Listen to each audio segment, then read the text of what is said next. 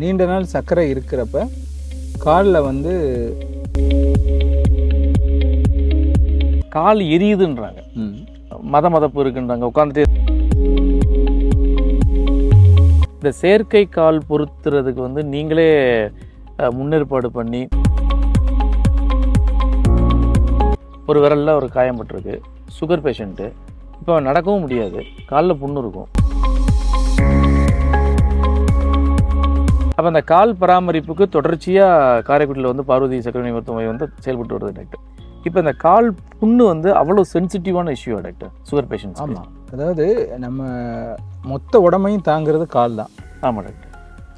நிறைய பேர் வந்து செருப்பு போடாமல் இருப்பாங்க, கோயிலுக்குள்ளே நடக்கிறதுக்கு செருப்பு போட மாட்டாங்க, விரதம்னா செருப்பு போட மாட்டோம். செருப்பு இல்லாமல் நடக்கிறது நம்ம இயல்பான வாழ்க்கையில் முறையில் ஒன்று. என்ன குத்துது அப்படின்னு நமக்கு தெரியாது.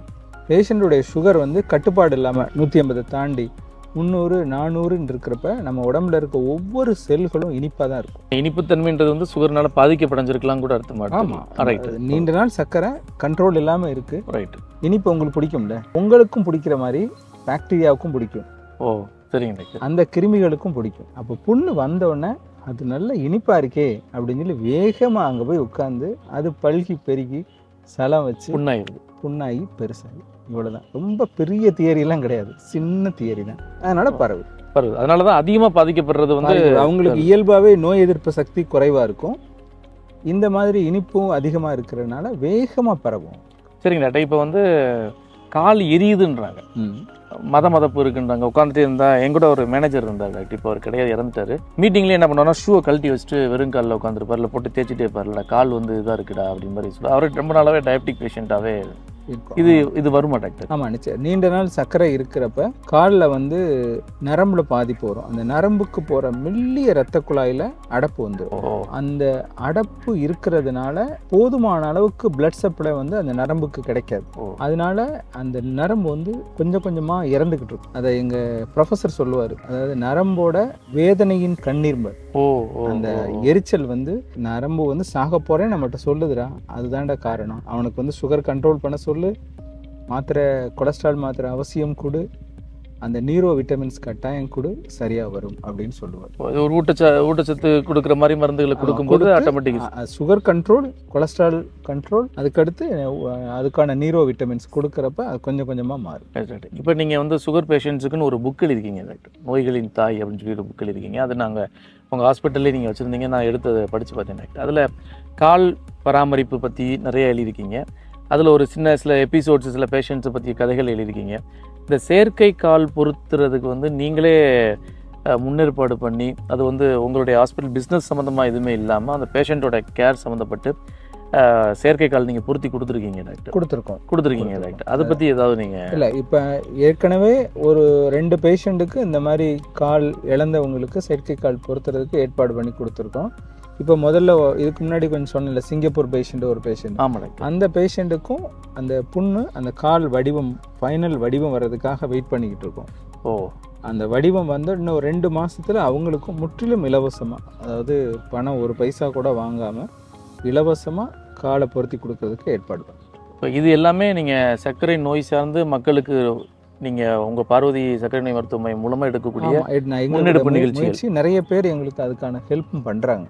இப்போ இது வந்து லயன்ஸ் கிளப் மூலமாக நாங்கள் கேட்டிருந்தோம். சரிங்க டாக்டர். பண்ணித்தரேன்னு சொல்லியிருக்கிறாங்க. அந்த மாதிரி எங்களால் முடிஞ்ச அளவு நாங்கள் செய்கிறோம்.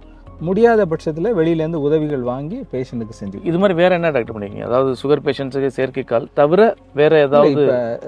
நம்ம இந்தியா வந்து one of the diabetes capital, அதாவது உலகத்தில் அதிகமாக சர்க்கரை நோயாளி இருக்கிற நாடு. மக்களுக்கு போதிய அளவுக்கு விழிப்புணர்வு இல்லை. அப்படின்றப்ப அந்த விழிப்புணர்வை நம்ம கொண்டு போய் சேர்க்கணுன்றதுக்காக நாங்கள் 2004 தொடர்ச்சியாக கேம்ப் நடத்திக்கிட்டே வரோம். இது வரைக்கும் 262 மெடிக்கல் கேம்ப் நடத்திருக்கோம். இந்த மெடிக்கல் கேம்ப் வந்து ஒன்று டயபெட்டிஸ் இருக்கிற பேஷண்ட்டை கண்டுபிடிக்கிறது, ரெண்டாவது அவங்களுக்கு ஒரு எங்கே போனாலும் ஒரு டயட்டிஷியனை வச்சு ஒரு புரிதல், இது சாப்பிடணும், இது சாப்பிடக்கூடாது.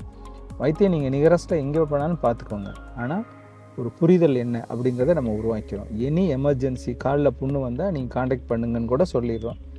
உடனே டாக்டரை பாருங்கன்னு சொல்லுவோம். இந்த மாதிரி ஒரு தொடர்ச்சியாக ஒரு விழிப்புணர்வு கொடுத்துக்கிட்டே இருக்கும். இதை தாண்டி நம்ம ஸ்கூல்ஸு, நம்ம கவர்மெண்ட்டோட ஸ்கூல்ஸ் இருக்குல்ல, அந்த ஸ்கூல்ஸில் அந்த பசங்களுக்கு சர்க்கரை பின்னாடி வந்துடக்கூடாதுன்றதுக்காக இப்போ அதிகமாக வெயிட் போடாதீங்க, உங்களோட எடை இவ்வளவு இருக்கணும், நீங்களே எடையை செக் பண்ணுங்கள், இது சாப்பிடாதீங்க, இதை தவிர்த்துருங்க அப்படின்னு சொல்லிட்டு அரசாங்க பள்ளியில் மட்டும் ஒரு விழிப்புணர்வை ஒவ்வொரு வருஷமும் ஒரு 10 பள்ளியை தேர்ந்தெடுத்து தொடர்ச்சியாக நாங்கள் அது பண்ணிட்டோம். காலில் புண்ணு வந்துருச்சு, ஒரு விரலில் ஒரு காயம் பட்டிருக்கு, சுகர் பேஷண்ட்டு, இப்போ நடக்கவும் முடியாது, காலில் புண்ணு இருக்கும். இப்போ நீங்கள் அதை எப்படி பேலன்ஸ் பண்ணுவீங்க? அவரோட குவாலிட்டி ஆஃப் லைஃப், வாழ்க்கை தரம்னு ஒன்று இருக்குல்ல டாக்டர்? இப்போ புண்ணோட சைஸ் தான் அதில் மிக முக்கியம். ஓ சரிங்க. இப்போ ஒருத்தருக்கு விரலில் மட்டும் புண்ணு இருக்குது, புண்ணு வந்து அந்த விரலுக்குள்ளெல்லாம் பரவலை, மேலாப்பில் விரலில் மட்டும் இருக்குது அப்படின்னா ஜஸ்ட்டு ஒரு 5 நாள் 1 வாரம் மருந்து கொடுத்துட்டு அதை ட்ரெஸ்ஸிங் போட சொல்லி, அவங்களுக்கு பக்கத்தில் வீடாக இருந்தால் வர சொல்லி தினசரி ட்ரெஸ்ஸிங் போட சொல்லி, இன்ஜெக்ஷன் போட சொல்லி 1 வாரம் கழித்து மானிட்டர் பண்ணி இந்த சைடில் ப்ளட் சுகரை கண்ட்ரோல் பண்ணி பார்ப்போம். இது ஒரு விரலில் முனியில் இருக்குது. விரல் ஃபுல்லாக இருக்குது, அந்த விரலுக்கு அழுகக்கூடிய தன்மை இருக்குது அப்படின்னா அவங்களுக்கு அட்வைஸ் பண்ணுறோம், ஆன்டிபயோட்டிக் கொடுக்குறோம். விரல் வந்து உங்களுக்கு இப்படியெல்லாம் போகிறதுக்கு வாய்ப்பு இருக்குதுன்னு சொல்லிவிட்டு ட்ரெஸ்ஸிங் டெய்லி கட்டாயம் வந்துருங்கன்னு சொல்லுவோம். 1 வாரத்துக்குள்ள அந்த வீக்கம்லாம் குறைஞ்சி ரெக்கவரி ஆயிடுச்சு அப்படின்னா அப்புறம் நம்ம ரொட்டீன் ட்ரீட்மெண்ட்டுக்கு நம்ம வந்துடுவோம். விரலும் சரம் வந்து காலில் ஒரு பாதமும் கால் ஃபுல்லாக சலை வந்துருச்சு அப்படின்னா கட்டாயம் அட்மிஷன் போட்டு தான் ஆகணும். அவங்க கொடுத்து அவங்களுக்கு இன்சுலினை நம்ம கொடுத்து சர்க்கரையை வேகமாக குறைச்சி எவ்வளவு சீக்கிரமாக ஆன்டிபயோட்டிக் கொடுத்து சலம் இருக்கிற பகுதியை ஓப்பன் பண்ணி சலத்தையெல்லாம் வெளியேற்றி அந்த காலை காப்பாற்ற பார்ப்போம். சலம் வந்து உடல் ரீதியாக பரவிடுச்சு, கிட்னிலலாம் பாதிப்பு வந்துருச்சு. ஏன்னா இந்த காலில் வந்த சலம் வந்து மூளைக்கு வரைக்கும் பரவி நான் பார்த்துருக்கேன். ஏப்பா இங்கே கால் அது ரத்தத்தில் அப்படியே ஃபுல்லாக பரவி மூளையில் வரைக்கும் நான் 2 கேஸ் பார்த்துருக்கேன் அந்த மாதிரி. ஓ ஏன்னா மூளையில் சலம் இருந்து கடைசியில் அது வந்து பெரிய சென்டரில் கொண்டு போய் சர்ஜரி பண்ணி மூளையிலேருந்து சலம் எடுத்தாங்க. பக்கவாத மாதிரி வந்துடும் டாக்டர்? அப்புறம் வந்துடும். அந்த மாதிரி கேசஸ்க்கெல்லாம் வந்து நம்ம அட்மிஷன் போட்டு ஆன்டிபயோட்டிக் கொடுத்து ஆன்டிபயோட்டிக் கண்ட்ரோல் வரலை அப்படின்னா அடுத்து பெரிய சென்டர், இந்த மூளையிலலாம் பாதிப்புன்னா பெரிய சென்டருக்கு தான் நம்ம அனுப்ப வேண்டியது இருக்கும். ஏன்னா நம்ம காம்ப்ளிகேட் பண்ணுறதை வச்சு தான் நம்ம டயக்னோசிஸ் ஏர்லியராக பண்ணி ஏர்லியராக நம்ம முடிவு எடுத்துட்டோம்னா பேஷண்ட்டை நிச்சயமாக காப்பாற்றணும்.